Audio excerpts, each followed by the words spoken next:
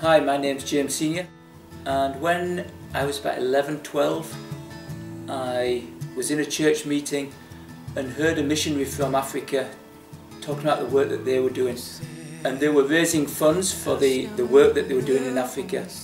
And my parents were saving money for my college education. I wanted to give the money that my parents were saving for me towards the work that this organisation were doing.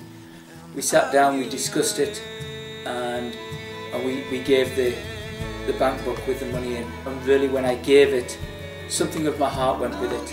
And since that point, I'd always had a heart to come to Africa. The Bible says that where your treasure is, there your heart is also. And something of my heart went with the money. It wasn't just a financial, but it was giving of my heart as well. In 2003, my wife and I were sat watching the BBC News on, it was December the 1st because it was World AIDS Day. They were doing a report from South Africa, I'm not exactly sure where, and Fiona Bruce was the newsreader, and they went to this clip, and it was a woman who, she was dying of AIDS, and all she kept saying was, "Who will look after my children? Who will look after my children?" When they went back to the studio, Fiona Bruce shared about the fact that since it made that report, the woman had died, and actually they didn't know what had happened to the children. They didn't know where they'd gone. And as we watched that report, me and my wife, we both sat, we cried, and we just knew that although we weren't qualified, we could look after children. We could do that. And we both knew that that was a turning point for us, and that we were going to embark on a different journey to look after children in South Africa.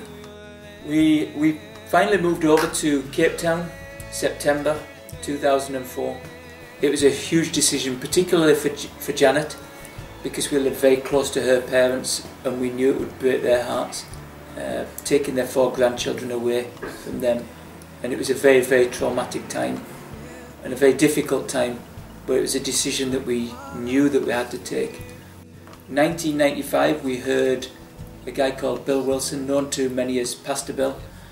And Pastor Bill was a real inspiration to us. He came and really challenged us to take us out of our comfort zone, take us into a new level of commitment, not only reaching children and sharing with children within the church community, which was very cosy, but also reaching children from very different backgrounds to us.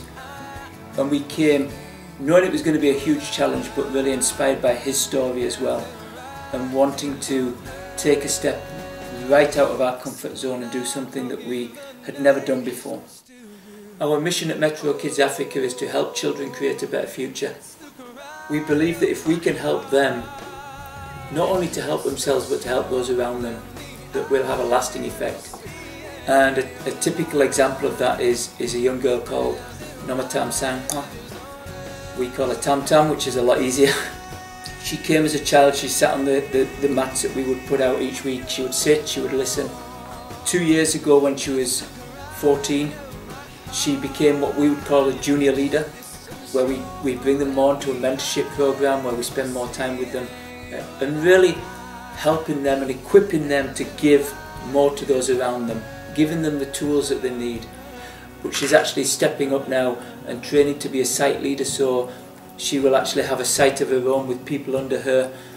She's still only 16, but she's putting back into her community. She's helping those around her, and she's a tremendous inspiration. She's there every week at Sidewalk, but she comes to training on a Monday and helps organise what's going to be happening through the week with us.